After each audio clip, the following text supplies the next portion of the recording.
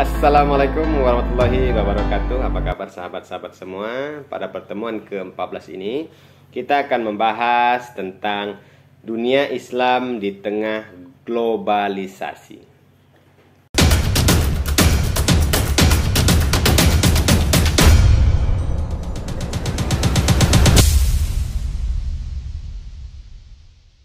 Sahabat-sahabat semua, ketika kita berbicara tentang globalisasi, maka yang terlintas dalam pemikiran kita adalah borderless world. Semua negara bebas untuk melakukan kerjasama dengan negara manapun, dan batas negara bukan penghambat untuk melakukan kegiatan kerjasama. Banyak sekali pemahaman tentang globalisasi yang ditanggapi dengan pendekatan yang berbeda-beda.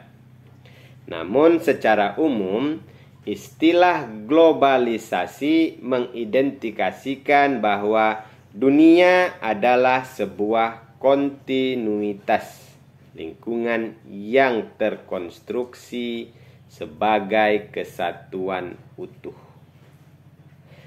Pertanyaannya, bagaimana Islam melihat globalisasi?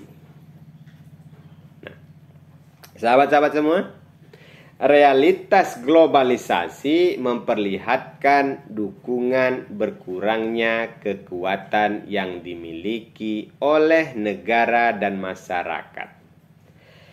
Kekuatan globalisasi secara umum dimotori oleh kekuatan modal asing yang berwujud perusahaan-perusahaan multinasional dan perusahaan transnasional.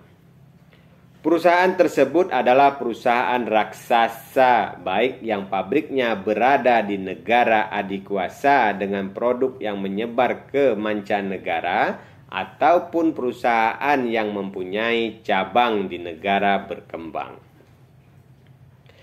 Teknologi informasi dan komunikasi media elektronik yang diproduksi oleh negara-negara industri maju seperti Amerika, Inggris, Prancis, dan lain sebagainya yang mempercepat arus globalisasi berbasis pada bidang ekonomi dan budaya ke seluruh dunia. Arus globalisasi tampaknya akan terus mengalir dan tidak dapat dibendung. Pada tingkat tertentu, globalisasi akan mempengaruhi dan membentuk format sosial politik, budaya, maupun agama. Globalisasi membawa kepada kecenderungan semacam homogenitas budaya. Budaya nasional berinteraksi dengan budaya kosmopolitan, dan budaya lokal pun akan berdampingan dengan budaya kosmopolitan. Fenomena ini menimbulkan disparitas persepsi dari berbagai pihak, karena globalisasi dipandang sebagai problem mendasar yang ikut menentukan kualitas manusia sekarang dan manusia yang akan datang. Globalisasi yang bersifat kompetitif mendorong umat berupaya secara sistematik untuk memproses pembangunan manusia menjadi sumber daya manusia yang berkualitas, baik fisik, intelektual, maupun moral. Era globalisasi yang sebagian ditandai oleh maraknya bisnis dan perdagangan memberikan peluang pada umat untuk meningkatkan kemampuan manajerial dan bisnis. Globalisasi yang membawa peningkatan industrialisasi akan membawa kemakmuran, atau kemakmuran dapat dicapai melalui globalisasi industri. Setiap kenaikan kemampuan material suatu masyarakat adalah bernilai positif, termasuk dari segi peningkatan harkat kemanusiaan masyarakat, baik perseorangan maupun kelompok. Sebab harkat atau martabat kemanusiaan adalah kebahagiaan, dan ia akan diketemukan hanya dalam keadaan seseorang yang dapat dengan bebas mengembangkan dirinya.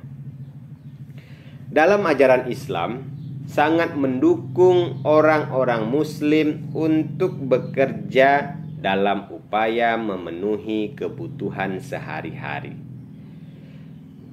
Beribadahlah kamu seolah-olah kamu mati esok, dan bekerjalah kamu seolah-olah kamu hidup selamanya. Perkataan itu telah menjadi bagian penting bagi umat Islam yang memang mengharuskan orang-orang Islam untuk senantiasa bekerja. Sahabat-sahabat semua, globalisasi ditandai dengan kemajuan teknologi dan produksi.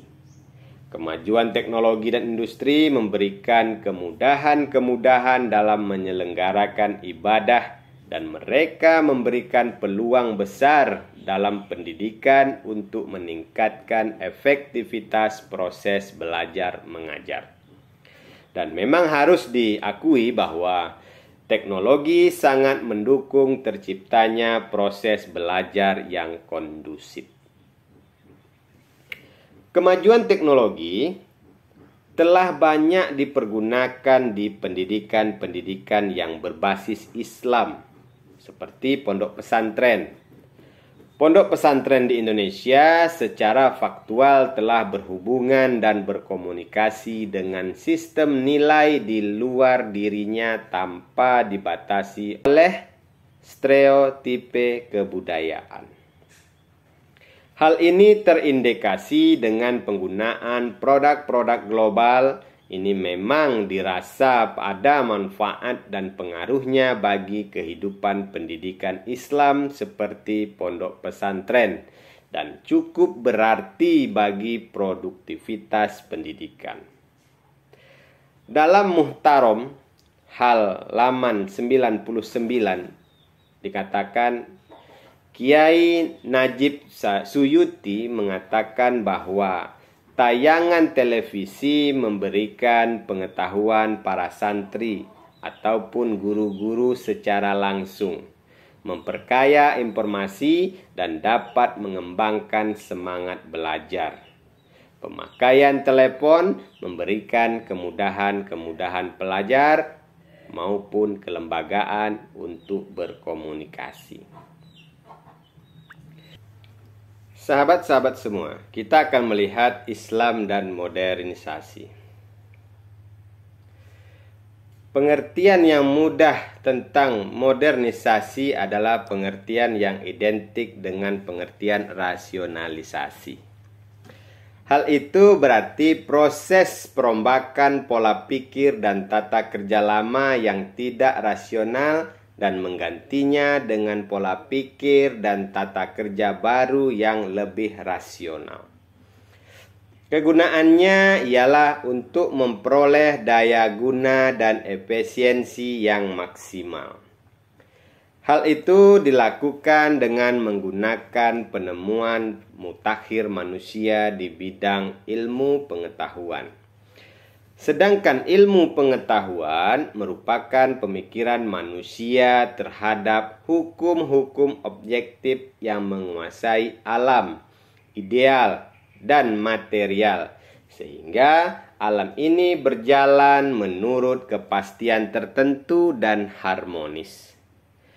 Orang yang tidak bertindak menurut ilmu pengetahuan berarti ia bertindak menurut hukum alam yang berlaku. Oleh karena itu, tidak melawan hukum alam, malahan menggunakan hukum alam itu sendiri, maka ia memperoleh daya guna yang tinggi. Jadi, sesuatu dapat disebut modern kalau ia bersifat rasional, ilmiah, dan bersesuaian dengan hukum-hukum yang berlaku dalam alam. Sebagai contoh, Sebuah mesin hitung termodern dibuat dengan rasionalitas yang maksimal menurut penemuan ilmiah yang terbaru, dan karena itu persesuaiannya dengan hukum alam paling mendekati kesempurnaan. Nurkolis Majid mengatakan, Islam menyatakan bahwa bagi seorang muslim yang sepenuhnya meyakini kebenaran Islam sebagai way of life, semua nilai dasar way of life yang menyeluruh itu tercantum dalam kitab suci Al-Quran. Maka sebagai penganut way of life, Islam dengan sendirinya juga menganut cara berpikir Islami. Demikianlah dalam menetapkan penilaian tentang modernisasi juga berorientasi pada nilai-nilai besar Islam. Dengan kata lain, modernisasi merupakan suatu keharusan, bahkan sebagai kewajiban mutlak. Modernisasi merupakan pelaksanaan perintah dan ajaran Tuhan Yang Maha Esa, dan modernisasi yang dimaksud di sini ialah menurut pengertian di atas. Dengan demikian, bahwa jelaslah modernisasi yang berarti rasionalisasi untuk memperoleh daya guna dalam berpikir dan bekerja yang maksimal guna kebahagiaan umat manusia adalah perintah Tuhan yang imperatif dan mendasar. Modernisasi berarti berpikir dan bekerja menurut fitrah ataupun sunnah yang hak. Sunnatullah telah mengejawantahkan dirinya dalam hukum alam sehingga untuk dapat menjadi modern, maka manusia harus mengerti terlebih dahulu hukum yang berlaku dalam alam itu. Pemahaman manusia terhadap hukum alam melahirkan ilmu pengetahuan sehingga modern berarti ilmiah. Dan ilmu pengetahuan diperoleh manusia melalui akal atau rasional. Sehingga modern berarti ilmiah, berarti pula rasional. Maksud sikap rasional ialah memperoleh daya guna yang maksimal untuk memanfaatkan alam ini bagi kehidupan manusia. Oleh karena itu, manusia yang memiliki keterbatasan kemampuannya, maka tidak dapat sekaligus mengerti seluruh alam ini, melainkan sedikit demi sedikit dari waktu ke waktu, maka menjadi modern. Adalah juga berarti progresif dan dinamis.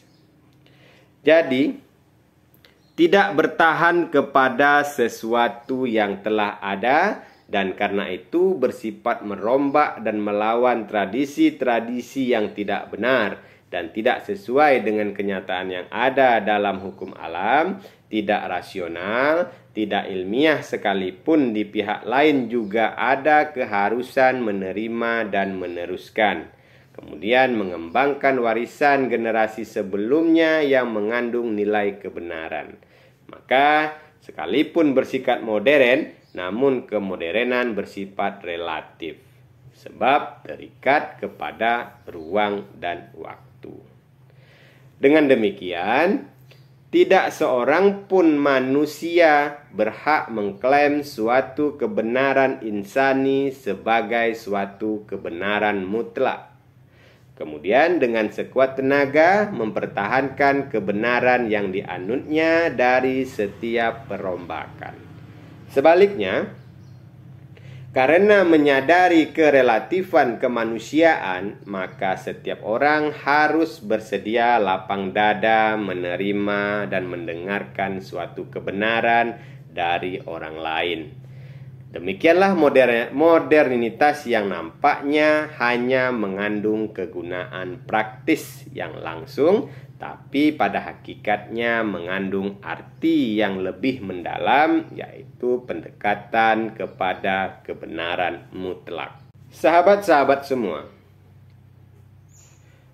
globalisasi itu mendukung demokrasi. Oleh karena dalam globalisasi terdapat prinsip global village yang mengindikasikan persamaan di antara negara-negara. Persamaan ini kemudian menjadi sebuah proses demokrasi. Pertanyaannya adalah, bagaimana Islam memahami demokrasi? Ketika kita berbicara demokrasi dalam Islam, maka banyak sekali keraguan dari dunia barat, termasuk Amerika, terhadap umat Islam dalam menjalankan praktek demokrasi. Sekurang-kurangnya mereka melihat bahwa umat Islam menjalankan demokrasi berasal dari negara-negara Timur Tengah yang kebanyakan tidak menerapkan sistem demokrasi. Misalnya Arab Saudi, Kuwait, dan sebagainya. Oleh karena ada contohnya, maka Samuel Huntington dan Francis Fukuyama sempat mensinyalir bahwa Islam tidak sejalan dengan demokrasi. Memang harus kita akui, karena kepentingan dan untuk melanggengkan status quo raja di negeri-negeri yang penduduknya Muslim, sebagian menyampingkan demokrasi. Kita tidak bisa menafikan bahwa di dalam tubuh Islam sendiri terdapat banyak keragaman tentang hubungan Islam dan politik, termasuk di dalamnya dengan demokrasi. Varian-varian pemikiran ini bisa terjadi karena Islam memang memberikan ruang perbedaan. Kata Nabi Muhammad SAW, perbedaan di antara umatku adalah rahmat. Jika dilihat dari basis empiris bahwa Islam dan demokrasi memang berbeda. Agama berasal dari wahyu, sementara demokrasi berasal dari manusia. Nah, dengan demikian, agama memiliki aturannya sendiri. Namun begitu, tidak ada halangan bagi agama untuk berdampingan dengan demokrasi. Menurut Saleh Taufikur Rahman,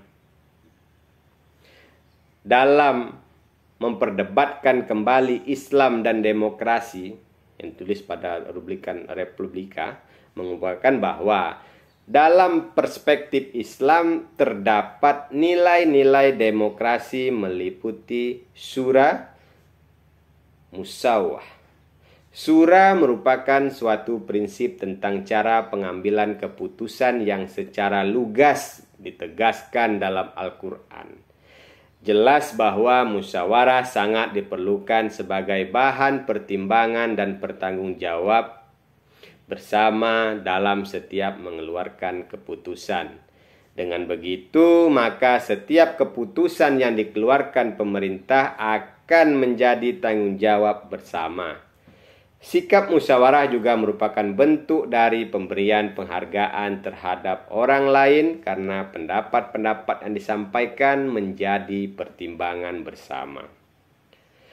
Sahabat-sahabat semua, dalam perspektif Islam, pemerintah adalah orang atau institusi yang diberi wewenang dan kepercayaan oleh rakyat melalui pemilihan yang jujur dan adil untuk melaksanakan dan menegakkan peraturan dan perundang-undangan yang telah dibuat. Oleh sebab itu, pemerintah memiliki tanggung jawab besar di hadapan rakyat dan Tuhan. Dengan begitu, pemerintah harus amanah, memiliki sikap dan perilaku yang dapat dipercaya, jujur, dan adil.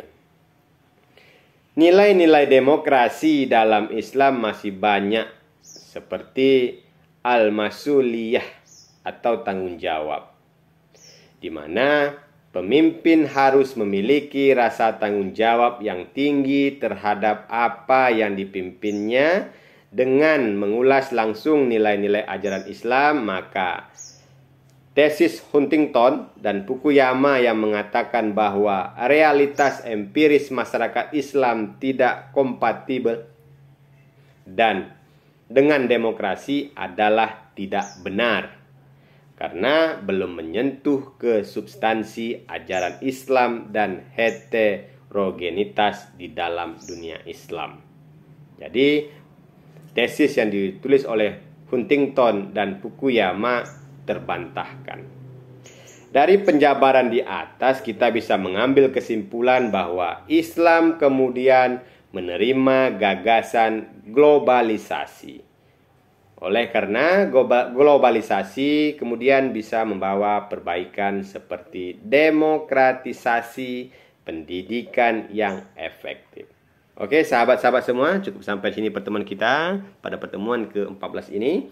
Mudah-mudahan ini bermanfaat untuk kita semua. Saya akhiri. Assalamualaikum warahmatullahi wabarakatuh.